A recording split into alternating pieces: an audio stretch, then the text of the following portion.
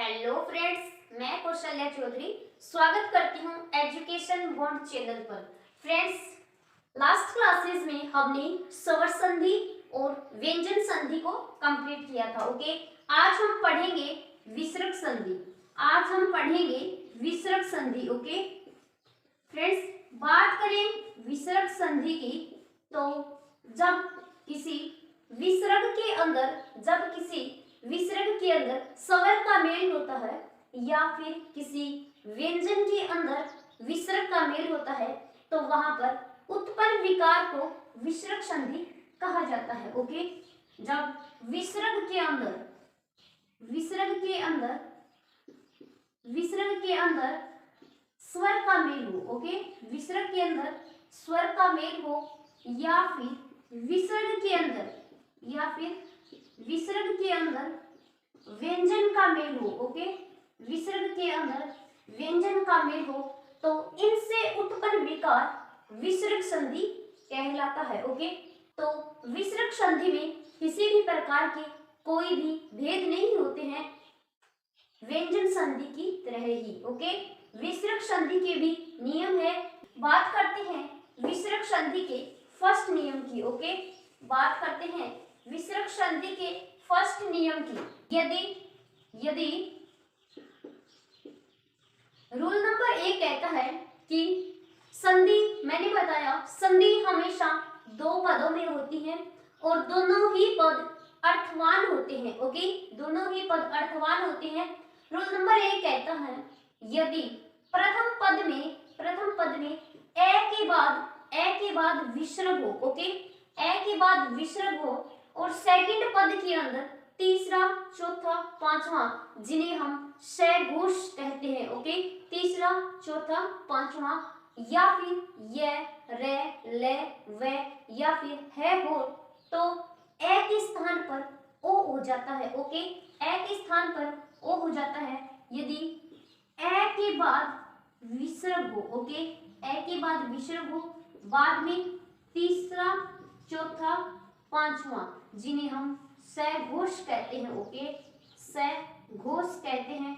उसके बाद या, ये, रे, ले, वे या है हो। ओके, यदि ए के बाद विसर्ग हो, तीसरा, चौथा, पांचवा या ये, रे, ले, वे है हो, जिसे हम सघोष कहते हैं, तो इस ए के स्थान पर ओ हो जाएगा। ओके, ए के स्थान पर ओ हो जाएगा। जैसे उदाहरण की बात करते हैं, जैसे तपह प्लस 1। ओके, तपह प्लस 1, ये मैंने बताया ए के बाद विसर्ग हो। ओके, तो यहाँ पर पे में ए स्वर मिला हुआ है क्योंकि व्यंजन में स्वर की मात्राएं मिली होती हैं। जैसे ही ए बाहर करेंगे, ए के बाद विसर्ग है, इसके अंदर ये, रे, ले, वे यानी वह है, तो ये हो जाएगा ओ। ओके, ये हो जाएगा ओ, जिससे ये ओ हम मात्रा यहाँ पर पे जोड़ देंगे, ये बनेगा तपोवन। ओके, ये बनेगा तपोवन। और एग्जाम्पल की बात करें फ्रेंड्स हम, जैसे मनः प्लस रंजन, सेम कंडीशन यहाँ पर अप्लाई हो रही है। ओके, जैसे मनः प्लस रंजन, विसर्ग ए के बाद यदि ये, रे, ले, वे में से कोई आता है तो यहाँ पर ओ की मात्रा हो जाएगी और ये बनेगा मनोरंजन। ओके, ये बनेगा मनोरंजन। इसी प्रकार जैसे श्रेय प्लस ज, ओके, श्रेय प्लस ज, ये होगा श्रेय प्लस ज। विसर्ग की ध्वनि हमेशा है की ध्वनि निकलती है। ओके, तो विसर्ग जैसे श्रेय प्लस ज, ओके, तो रे के बाद यानी रे के अंदर ए की मात्रा मिली हुई है और इसके अंदर ए के बाद विसर्ग है, बाद में तीसरा, चौथा, पांचवा जो कि चय वर्ग का तीसरा है। ओके, यहाँ पर ओ हो जाएगा। जैसे ही ओ होगा ये बनेगा सरोज। ओके, ये बनेगा सरोज। और एग्जांपल्स की बात करते हैं, जैसे मनः प्लस ज। ओके, मनः प्लस ज, जिसका बनेगा मनोज, क्योंकि मन है यानी ए के बाद विसर्ग है। ओके, ए के बाद विसर्ग है, बाद में जय जो कि चय वर्ग का तीसरा है। मन है प्लस जय। ओके, चय वर्ग का तीसरा आया हुआ है जो कि रूल के मुताबिक एकदम सही है। ए के बाद विसर्ग आया है, जब इन दोनों को देखेंगे तो ये रूल के अनुसार ओ की मात्रा बनाएंगे, इस प्रकार ये बनेगा मनोज। ओके, इस प्रकार ये बनेगा मनोज। और एग्जाम्पल देखें, जैसे मनोविनोद। ओके, जैसे सरह प्लस वर। ओके, सरह प्लस वर, जैसे यहाँ पर ए के बाद विसर्ग आया है और बाद में यहाँ पर व आया है। ओके, तो यहाँ पर ओ की मात्रा का आगमन हो जाएगा और इस प्रकार ये बनेगा सरोवर। ओके, ये बनेगा सरोवर। जैसे मनः प्लस विनोद। ओके, मनः प्लस विनोद, मनः प्लस विनोद। सेम कंडीशन यहाँ पर अप्लाई हो रही है। मनः यानी ए के बाद विसर्ग है, बाद में वह है। ओके, बाद में वह है, तो इसका बनेगा मनोविनोद। ओके, ये बनेगा मनोविनोद। ओके, मनोविनोद, ये बनेगा मनोविनोद। रूल नंबर फर्स्ट कहता है, यदि ए के परे यानी ए के बाद विसर्ग हो, विसर्ग के बाद सेकंड पद के अंदर तीसरा चौथा पांचवा, जिसे हम सघोष कहते हैं, तीसरा चौथा पांचवा हो और यह रे ले वे या फिर है हो। ओके, तो इनके स्थान पर ओ की मात्रा का आगमन हो जाएगा। जैसे उदाहरण तपे प्लस वन। ओके, तपोवन। जैसे मनः प्लस ज मनोज। जैसे सरह प्लस वर सरोवर। जैसे मनः प्लस विनोद मनोविनोद। जैसे मनः प्लस रंजन मनोरंजन। ओके, इस प्रकार फर्स्ट नंबर रूल इसका कंप्लीट होता है। अब हम देखते हैं सेकंड नंबर रूल। ओके, विसर्ग संधि का सेकंड रूल, विसर्ग संधि का सेकंड नियम है शतवय का। ओके, शतवय का सेकंड नियम है। फ्रेंड्स, बात करें ये शतवय क्या है। शतवय के अंदर तीन स होते हैं। ओके, स श स, जिसमें ये श हमारा दंत्य श है। ओके, ये स हमारा दंत्य श है, ये स मूर्धन्य स है। ओके, ये स मूर्धन्य स है। कई बार एग्जाम में क्वेश्चन आता है कि निम्नलिखित में से तालव्य स कौन सा है, निम्नलिखित में से मूर्धन्य या फिर दंत्य स कौन सा है। ओके, तो ध्यान रखना, ये हमारा तालव्य स है, ये हमारा तालव्य स है। नियम नंबर 2 कहता है कि यदि स्वर में से ए आ को छोड़कर, ओके, स्वर में से ए आ को छोड़कर, ओके, ए या आ को छोड़कर, ए या आ को छोड़कर कोई भी स्वर हो। ओके, कोई भी स्वर हो, कोई भी छोड़कर कोई भी स्वर हो। ओके, कोई भी स्वर हो, ए आ को छोड़कर कोई भी स्वर हो और स्वर के बाद सेकंड पद में पहला या दूसरा, जिसे हम सामान्यतः ए घोष बोलते हैं। ओके, बात करें जैसे क ख च छ। ओके, जिन्हें हम ए घोष बोलते हैं। ओके, ए घोष। पहले दूसरे के अंदर बात करें जैसे क ख च छ। ओके, तो अगर क या ख आते हैं, ओके, तो ये स होगा, इसमें होगा च या छ।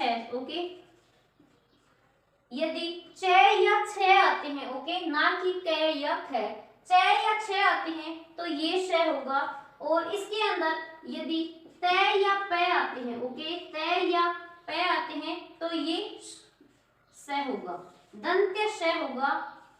और बात करें जो शेष बचे हैं हमारे, जैसे ए घोष, जैसे ट ख ट, जो भी शेष बचे हैं उन सब शेष में ये स आएगा। ओके, अगर हम बात करें रूल नंबर 2 की, तो रूल नंबर 2 कहता है कि शतवय होता है स। ओके, ये श हमारा तालव्य है, ये श हमारा मूर्धन्य है, ये श दंत्य श है। अगर ए आ को छोड़कर कोई भी स्वर आता है या उसके बाद ए घोष, ओके, उसके बाद ए घोष जैसे पहला या दूसरा वर्ण आता है, तो इनमें से कुछ एक जैसे च या छ, ओके, च वर्ग के च छ के लिए इस स का प्रयोग होगा और तय वर्ग के तय प के लिए स इस दंत्य श का प्रयोग होगा। बाकी जो भी शेष बचे हैं ए घोष हमारे, उसके लिए इस मूर्धन्य स का प्रयोग होगा। हम उदाहरण की सहायता से समझते हैं, जैसे नी प्लस चल, ओके, नी प्लस चल। मैंने बताया ए आ को छोड़कर यानी ई के बाद यहाँ पर विसर्ग है, ओके, यहाँ पर ई के बाद विसर्ग है। उसके बाद मैंने बताया पहला या दूसरा, ओके, ए घोष आता है तो इसके अंदर हमारा च आया हुआ है, ओके। तो मैंने बताया च के स्थान पर ये स हो जाएगा, ये श हमारा आधा होगा, ओके, ये श आधा हो जाएगा। इस प्रकार ये बनेगा निश्चल, ओके, ये बनेगा निश्चल। मैं बस यही समझाने का प्रयास कर रही थी, अगर च या छ आता है तो उसका तालव्य स होगा, ध्यान रखना। यदि त या प आता है तो उसका दंत्य स होगा। यदि मूर्धन्य जो शेष भी बचे हैं उनका मूर्धन्य स होगा। एग्जाम्पल जैसे नी प्लस चल, यहाँ पर च वर्ग का च आया है, जिसके लिए मैंने बताया स होगा, ओके, स जो कि तालव्य होगा। इस प्रकार ये बनेगा निश्चल। मैंने बताया फर्स्ट पद हमेशा ए आ के विदाउट स्वर होगा, ओके, ए आ को छोड़कर स्वर होगा, तो यहाँ पर ई आया है, ओके। और एग्जाम्पल देखते हैं, जैसे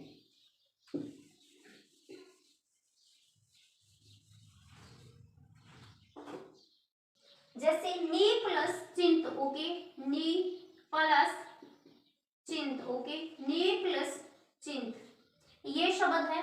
ई के बाद यहाँ पर भी विसर्ग आया है, ओके, ई के बाद यहाँ पर विसर्ग आया है, बाद में च वर्ग आया है, तो इसका तालव्य श हो जाएगा। इस प्रकार ये बनेगा निश्चिंत, ओके, इस प्रकार ये बनेगा निश्चिंत, ओके। नी प्लस ट, ओके, नी प्लस ट, नी प्लस ट। मैंने बताया अगर ट वर्ग आता है तो ट वर्ग का हमेशा मूर्धन्य स होगा। इस प्रकार ये बनेगा निष्ठ, ओके, इस प्रकार ये बनेगा निष्ठ। बात करते हैं इसकी, जैसे दू प्लस काल, ओके, दू प्लस काल, दू प्लस काल, ये क आया हुआ है, इसका मूर्धन्य स होगा, ये बनेगा दुष्काल, ओके, ये बनेगा दुष्काल। दू प्लस तर, दू प्लस तर, तो यहाँ पर तय वर्ग आया हुआ है, इसका ये दंत्य श होगा। इस प्रकार ये बनेगा दुस्तर, ओके, ये बनेगा दुस्तर। रूल नंबर 2, ओके, नियम नंबर 2 कहता है यदि ए आ को छोड़कर कोई भी स्वर आते हैं, कोई भी स्वर आते हैं, उसके बाद हमारी ए घोष आते हैं, तो जिसमें फर्स्ट ए घोष, ओके, जिसमें च वर्ग के च या छ का तालव्य स हो जाएगा, त या प का दंत्य स हो जाएगा, और स जो मूर्धन्य बचा है, जो शेष बचे हैं ए घोष का मूर्धन्य हो जाएगा। जैसे दू प्लस तर, दुस्तर, यहाँ पर त आया है तो ये दंत्य स का प्रयोग किया गया है। दू प्लस काल, ओके, यहाँ पर क वर्ग आया है, ये होगा दुष्काल। इसको हम ऐसे भी लिख सकते हैं दुष्काल, ओके। यहाँ पर क है इसलिए इस मूर्धन्य का प्रयोग किया गया है दुष्काल के अंदर। इस प्रकार नी प्लस ट है तो यहाँ पर मूर्धन्य स का प्रयोग किया गया है, यहाँ पर च है, इस प्रकार तालव्य स का प्रयोग किया गया है। रूल नंबर 3 देखते हैं, यदि विसर्ग के बाद स दंत्य तालव्य और मूर्धन्य से आए हुए हैं। ओके, यदि विसर्ग के बाद से आए हुए हैं तो यदि विसर्ग के बाद, ओके, विसर्ग के बाद से यदि विसर्ग के बाद से आया हुआ है, ओके, तो इसका हो जाएगा, जो यहाँ पर ये श है तो ये स होगा, ये स है तो ये स होगा, अगर ये श है तो ये स ही हो जाएगा। जैसे उदाहरण, यस है प्लस शरीर, ओके, यस है प्लस शरीर। मैंने बताया अगर विसर्ग के बाद से जो कि तालव्य है, अगर ये आता है तो इसका तालव्य ही हो जाएगा, ये बनेगा शरीर। बात करते हैं जैसे दू प्लस शासन, ओके, दू प्लस शासन, ओके, दू प्लस शासन, तो इसका बनेगा दुशासन, ओके, ये बनेगा दुशासन। कहने का तात्पर्य ये है, यदि विसर्ग के बाद से आता है तो इन दोनों के बीच से का आगमन हो जाएगा। ओके, से यानी दंत्य है तो दंत्य होगा, तालव्य है तो तालव्य होगा, मूर्धन्य है तो मूर्धन्य होगा, से का आगमन हो जाएगा और इस प्रकार ये बनेगा दुशासन और ये बना है यश शरीर। ओके, और एग्जांपल देखते हैं जैसे नी प्लस सार, ओके, नी प्लस सार, नी प्लस सार, नी प्लस सार, तो ये बनेगा, ये यहाँ पर दंत्य श है, इस प्रकार ये बनेगा निस्सार। ओके, निस्सार। फिर आता है जैसे नी प्लस शेष, ओके, नी प्लस शेष, इसका हो जाएगा निशेष। ओके, इसका हो जाएगा निशेष। फिर बात करते हैं अगले एग्जाम्पल की, तो अगला एग्जाम्पल जैसे नी प्लस शांत, ओके, नी प्लस शांत, नी प्लस शांत, इसमें हो जाएगा निशांत। ओके, निशांत, ये होगा निशांत। रूल नंबर 3 कहता है यदि विसर्ग के बाद दंत्य श, तालव्य श या मूर्धन्य श आता है तो संधि में उनके सेम से का यूज होगा, यानी यदि विसर्ग के बाद से आता है तो उनके बीच से का आगमन हो जाएगा। जैसे नी प्लस शांत, ओके, निशांत, जैसे नी प्लस सार, निस्सार, ओके, नी प्लस शेष, निशेष। अगले रूल नंबर 4 की बात करते हैं। रूल नंबर 4 की बात करें तो रूल नंबर 4 कहता है कि यदि ए आ को छोड़कर कोई भी स्वर आता है, ध्यान रखना, ए आ को छोड़कर कोई भी स्वर आता है, उसके बाद ये वे ले आता है, ओके, इसके अंदर रे नहीं होगा, ध्यान रखना। यदि ए आ को छोड़कर कोई भी स्वर आता है उसके बाद ये वे ले होता है, या फिर तीसरा, चौथा, पांचवा जो कि सघोष है वो आते हैं तो वहां पर रे का आगमन होगा। ओके, यदि ए आ को छोड़कर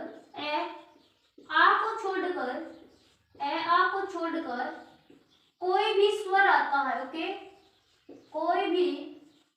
कोई भी स्वर आता है, स्वर हो, ओके, और उसके बाद ये वे ले, ओके, या फिर तीसरा, चौथा या पांचवा हो, ओके, ध्यान रखना इसके अंदर रे नहीं है, ओके, रे नहीं है, ए आ को छोड़कर कोई भी स्वर हो, उसके बाद ये वे ले हो या फिर तीसरा, चौथा, पांचवा हो, तो इनके मध्य रे का आगमन हो जाता है। ओके, रे का आगमन हो जाता है, जैसे नी प्लस जल, ओके, नी प्लस जल, नी प्लस जल, ओके, तो यहाँ पर नी जो कि ई स्वर है, स्वर के बाद विसर्ग है, ओके, विसर्ग होना जरूरी है।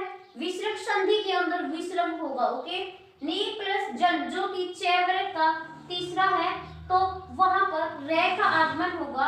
इस प्रकार ये बनेगा निर्जन। ध्यान रखना, जो रे का आगमन होगा वो अगले पद के ऊपर चढ़ेगा। ओके, इस प्रकार ये बनेगा निर्जन। ओके, निर्जन। जिस प्रकार अगला एग्जांपल दू प्लस जन। ओके, दू प्लस जन। सेम यही कंडीशन अप्लाई हो रही है। ऊ के बाद विसर्ग है और आगे च वर्ग का तीसरा है, तो यहाँ पर भी रे का आगमन होगा। इस प्रकार ये बनेगा दुर्जन। ओके, ये बनेगा दुर्जन।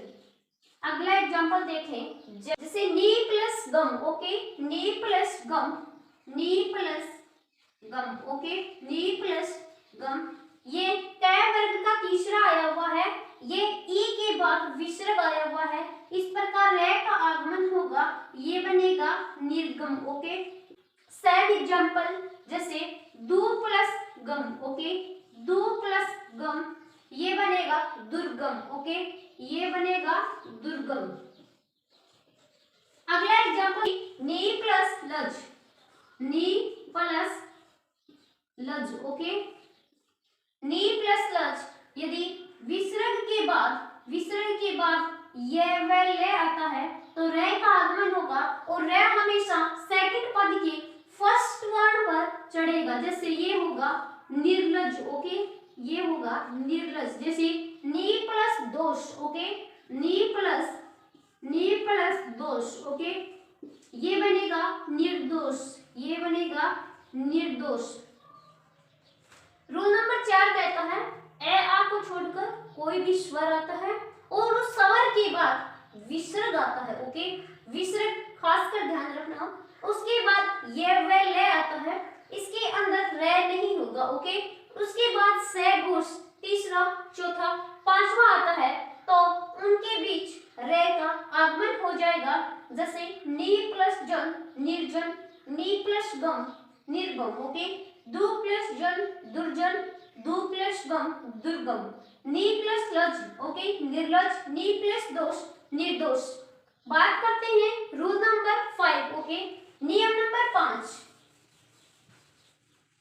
यदि ए या ऊ के बाद विसर्ग हो, ए या ऊ के बाद विसर्ग हो और बाद में रे हो। ओके, रे हो, तो वहां पर ई के स्थान पर बड़ी ई और ऊ के स्थान पर बड़ा ऊ हो जाएगा। ओके, यदि ई या ऊ के बाद विसर्ग हो और उसके बाद रे हो। ओके, तो वहां पर ई के स्थान पर बड़ी ई की मात्रा और ऊ के स्थान पर बड़े ऊ की मात्रा। ओके, जैसे ई या ऊ के बाद विसर्ग हो। ओके, ऊ के बाद विसर्ग हो, उसके बाद रे हो, तो यहाँ पर ई या ऊ हो जाएगा। ओके, ई या ऊ हो जाएगा। जैसे उदाहरण नी प्लस रज। ओके, नी प्लस रज। ओके, नी प्लस रज। यहाँ पर ई है, ई के बाद विसर्ग है, विसर्ग के बाद रे है। ओके, विसर्ग के बाद रे है, ये बनेगा नीरज। इसमें नी की मात्रा बड़ी आ जाएगी, इस प्रकार बनेगा नीरज। जैसे नी प्लस रोग। ओके, नी प्लस रोग, नी प्लस रोग।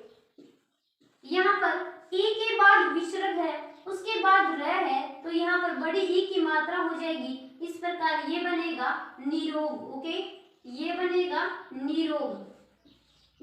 जैसे नी प्लस। ओके, जैसे नी प्लस रवन। ओके, नी प्लस रवन। सेम कंडीशन यहाँ पर अप्लाई हो रही है।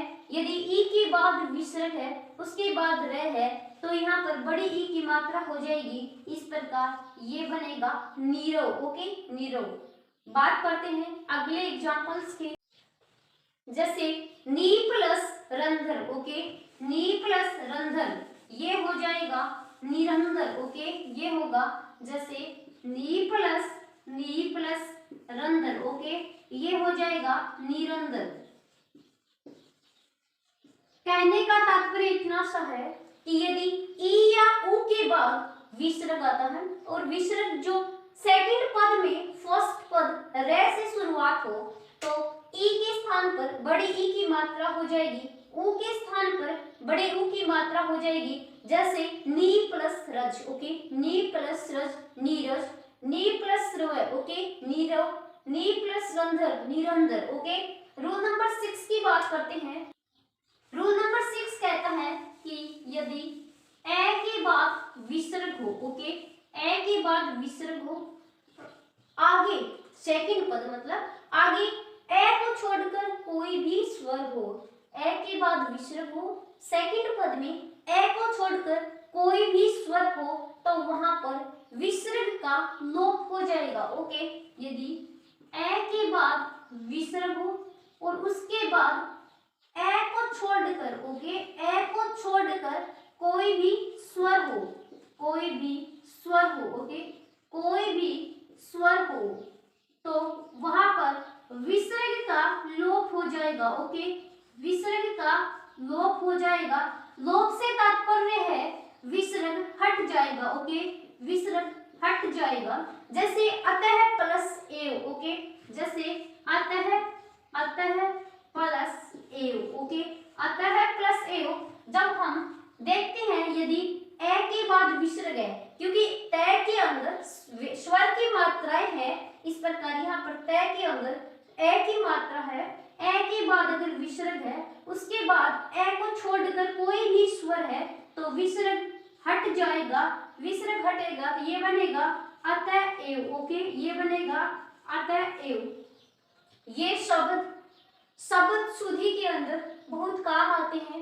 अगर संधि समझ आ जाती है तो शब्द शुद्धि अपने आप समझ आती है, क्योंकि संधि हमेशा अर्थवान शब्दों की होती है और अर्थवान शब्दों की संधि बनती है। इस कारण ये संधि के कारण ये शब्द शुद्धि होती है, जो कि संधि में कहीं पर विसर्ग, कहीं विसर्ग ना लगा हो, विसर्ग लगा हो, इस कारण ये शब्द त्रुटि हो जाती है। अगर ये ऐसे देता अतः प्लस एव तो भी ये होता, लेकिन इसका शुद्ध संधि विच्छेद अतः प्लस एव है, जबकि वर्तनी की दृष्टि से शब्द को जोड़ने के बाद अतः एव बनेगा, ओके, अतः एव।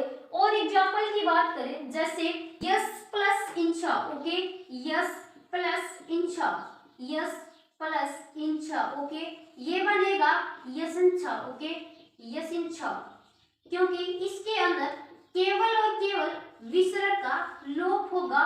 से यानी से में ए मिला हुआ है, इसके बाद विसर्ग आया है, यानी ए के बाद ए को छोड़कर कोई भी स्वर हो, ओके, तो वहां पर विसर्ग का लोप हो जाएगा, ओके। रूल नंबर 6 कंप्लीट हो गया। अब पढ़ते हैं रूल नंबर 7। रूल नंबर 7 कहता है यदि विसर्ग के बाद यदि ए हो और ए के बाद विसर्ग हो और सेकंड पद में टेट है, पैट है हो, तो विसर्ग का लोप नहीं होगा, ओके। यदि ए हो और इसके बाद विसर्ग हो और यहाँ पर कै, खे, पै, फै हो, ओके, तो विसर्ग का लोप नहीं होगा, विसर्ग का लोप नहीं होगा, ओके। जैसे प्रातः प्लस काल, ओके, प्रातः प्लस काल, प्रातः प्लस काल। यहाँ पर देखते हैं प्रातः यानी ए के बाद विसर्ग है और बाद में कै यानी कै आया हुआ है, तो विसर्ग का लोप नहीं होगा। ये इसी प्रकार लिख दिया जाएगा प्रातः काल, ओके, जो कि एग्जाम में कई बार पूछा गया है शब्द शुद्धि के अंदर, ओके, प्रातः काल, ओके, सेम टू सेम, इसमें कोई भी विसर्ग का लोप नहीं होगा। और एग्जाम्पल देखते हैं, जैसे अधः प्लस करण, ओके, जैसे पय प्लस पान, जैसे अधः प्लस करण, अधः प्लस करण, ओके, अधः प्लस करण, ये इसी प्रकार लिख दिया जाएगा अधः करण, ओके, अधः करण। जैसे पय प्लस पान, ओके, पय है प्लस पान, पय है प्लस पान, इसमें भी कोई चेंज नहीं होगा, इस प्रकार ये होगा पय पान, ओके। कहने का तात्पर्य इतना सा है, अगर ए के बाद विसर्ग आता है, उसके बाद कै, ख, पै, फै आता है, तो यहाँ पर विसर्ग का लोप नहीं किया जाएगा। जैसे प्रातः प्लस काल, अधः प्लस करण, अधः करण, पय प्लस पान, पय पान, ओके। रूल नंबर अगला देखते हैं नियम नंबर 8। ओके, नियम नंबर 8 कहता है यदि ए के बाद ए आता है, ओके, ए के बाद विसर्ग हो और सेकंड पद भी ए से शुरुआत हो तो या फर्स्ट ए की जगह ओ हो जाएगा और सेकंड ओ की जगह अवग्रह ए हो जाएगा।